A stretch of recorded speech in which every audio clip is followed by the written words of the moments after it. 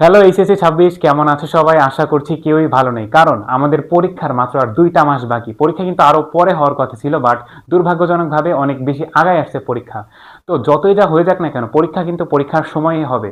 তো এই সময়টাতে আমরা আমরা কিভাবে ভালো একটা প্রিপারেশন নিতে পারি সেই সম্পর্কে আমরা মোট 10টা পয়েন্ট আজকে আমরা দেখতে যাচ্ছি। কেউ যদি এই 10টা পয়েন্ট অনেক ভালোভাবে অনুসরণ করতে পারে, আমি বলতে পারি সে অবশ্যই অনেক ভালো কিছু করতে পারবে। বাট আরেকটা কষ্টের বিষয় হচ্ছে যে আমি সবকিছু সেট আপ করে যখনই আমার বোর্ড অন করতে গেছি তখনই দেখি আমার বোর্ড অন হচ্ছে না।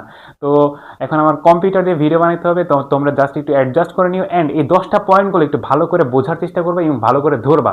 তো চলে যাওয়া যাক আমাদের মূল ভিডিওতে।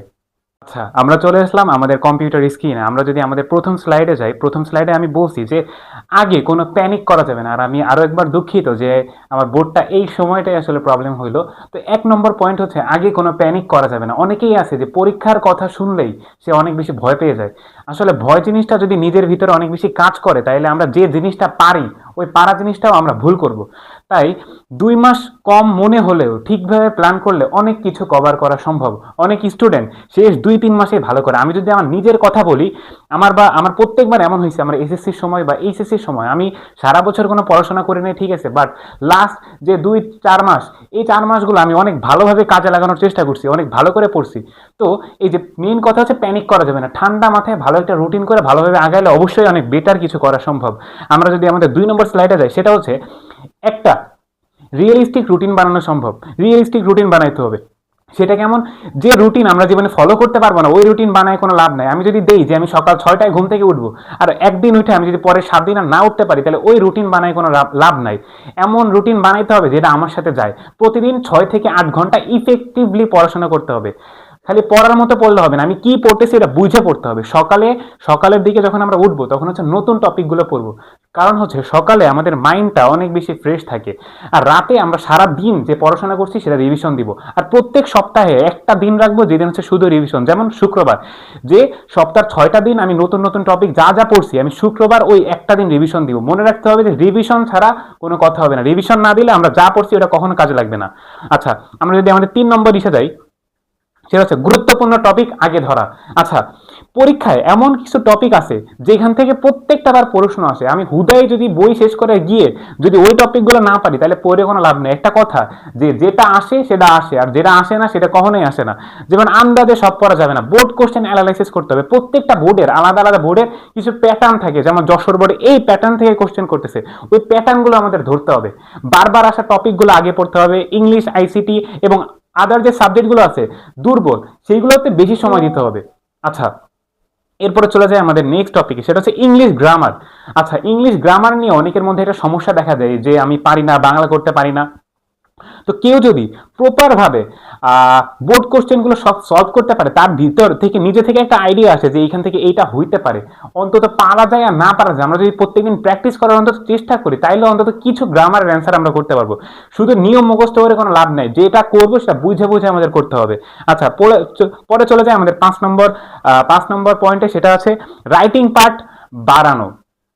আচ্ছা, রাইটিং পার্ট যেমন প্যারাগ্রাফ, কম্পোজিশন, রিপোর্ট নিজে নিজে প্র্যাকটিস করা, এটা এক্সামে মার্কস বাড়ায়। আচ্ছা, আমি যদি আমার নিজের একটা কথা বলি, আমি পুরো আমার এইচএসসি লাইফে আমি কখনো রচনা লিখি নাই। আমি একদম পরীক্ষার মধ্যে যাই রচনা লিখতে বসছি। আর তখন আমি একটা বিষয় রিয়েলাইজ করছি যে আমরা নিজে নিজে যদি বাসায় যে প্যারাগ্রাফ, তারপরে বাংলা দ্বিতীয় যত রিটেন পার্ট আছে, এই রিটেন পার্টগুলো বা সৃজনশীলগুলো আমরা যদি বাসায় একটু প্র্যাকটিস করি, তাহলে এটা লেখার মানটা অনেক বেশি বাড়ায়, টাইম ম্যানেজমেন্ট অনেক ভালো কিছু করা যায়।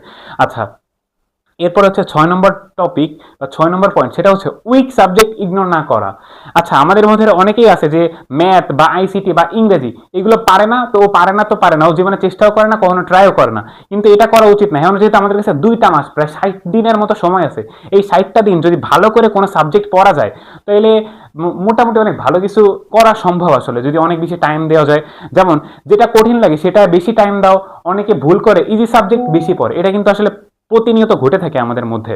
আচ্ছা আচ্ছা, এরপর হচ্ছে 7 নম্বর পয়েন্ট। 7 নম্বর পয়েন্টে বলা হয়েছে শর্ট নোট বানানো, যেমন ফর্মুলা, রুলস, ইম্পর্টেন্ট পয়েন্টস এক্সামের আগে দ্রুত যেন রিভিশন দেওয়া যায়। আচ্ছা, ধরেন ইংরেজিতে আমাদের গ্রামারের কতগুলো টপিক আছে, এই টপিকগুলোর কিছু কিছু টপিক আছে যেগুলো আমরা পারি, তো পারা জিনিসটা নোট করে তো কোনো লাভ নাই। এমন কিছু টপিক আছে যেগুলো আমরা পারি না বা যেগুলো আমরা বারবার ভুলে যাই বা ওইখান থেকে বারবার প্রশ্ন আসে। তো আপনাদের কাজ হবে যে এমন একটা জায়গায় এই যে প্রত্যেকটা যেমন যেমন অ্যাকাউন্টিং, তারপর ইংরেজি বা অন্য কোনো সায়েন্সের যেমন সাবজেক্টগুলো, এই সাবজেক্টগুলোতে যে রুলসগুলো যেগুলো ইম্পর্টেন্ট ওইগুলো যদি আমরা শর্ট শর্ট করে লিখে রাখি, তাহলে পরীক্ষার আগে 1 সেকেন্ড আমরা দেখলে ওটা মনে পড়ে যাবে। এটা খুবই ইফেক্ট করে আমাদের পড়াশোনার উপর। তো এটা ফলো করা উচিত। আচ্ছা, এরপর হচ্ছে 8 নম্বর পয়েন্ট, মডেল টেস্ট দেওয়া। মডেল টেস্ট আসলে প্রত্যেকটা জায়গায় অনেক গুরুত্বপূর্ণ একটা ভূমিকা পালন করে। কেউ যদি মডেল টেস্ট দেয়, হইতে পারে তুমি কোচিং এ গিয়ে দিলা বা নিজে নিজে দিলা, নো প্রবলেম, মডেল টেস্ট দিতে হবে। তুমি যদি সপ্তাহে 1 থেকে 2টা করে ফুল মডেল টেস্ট, মানে পরীক্ষার মতো টাইম, যে পরীক্ষা 3 ঘন্টা, আমি এই 3 ঘন্টা এই টেস্টটা দিব, তাহলে হয় কি টাইম ম্যানেজমেন্ট অনেক বেশি বেড়ে যায়। আমরা বুঝতে পারি যে এই প্রশ্নটাতে আমাদের এতটুকু সময় দেওয়া উচিত, অনেক বেশি মানে আমাদের টাইম সম্পর্কে যেমন ধারণা পাওয়া যায়, পাশাপাশি লেখার মানও অনেক বেশি বৃদ্ধি পায়, আর পরীক্ষার ভয়টাও এখান থেকে অনেক বেশি কমে যায়। আচ্ছা, 9 নম্বর পয়েন্ট, মোবাইল মোবাইল আসক্তি কমানো। পড়ার সময় মানে পড়ার সময় চেষ্টা করবো যে মোবাইল অনেক বেশি দূরে রাখা। কেউ যদি হঠাৎ করে এসএমএস দিয়ে দেয়, তুমি পড়তেছো, কেউ তোমাকে এসএমএস দিল, তাহলে তোমার মানে পড়ার মানে মনটা কিন্তু তোমার মোবাইলের দিকে চলে যাবে। এই জন্য মোবাইল আসক্তিটা এই টাইমটাতে, এই 2টা মাস একটু কমাও, একটু কমানোর চেষ্টা করো, তাইলে অনেক বেশি ভালো কিছু হবে। ওকে, তারপরে 10 নম্বর পয়েন্ট। 10 নম্বর পয়েন্ট যদি আমরা দেখি, নিজের উপর কনফিডেন্স রাখা, এইটা হচ্ছে সব থেকে গুরুত্বপূর্ণ পয়েন্ট। এই 9টা পয়েন্ট বাদ দিয়ে যদি একটা গুরুত্বপূর্ণ পয়েন্ট ধরা হয়, সেটা হচ্ছে এই যে নিজের উপর কনফিডেন্স রাখা। শেষ সময় পড়ার সবচেয়ে পাওয়ারফুল হয় এইটা। এই যে এই 2 মাসে দেখবা অনেকে ভয়ের কারণে পড়তে পারবে না, ও পারে না ঠিক আছে, বাট ও চেষ্টা করতে চাচ্ছে, বাট ও ভয়তে কিছুই করতে পারতেছে না। এই জন্য নিজের উপর কনফিডেন্স রাখা যে আমি যতটুকু পারি আমি অনেক ভালো করব, অনেক ভালো করতে পারবো। অনেকেই এই সময় গেম চেঞ্জ করে এই যে নিজের উপর কনফিডেন্সটা রেখে।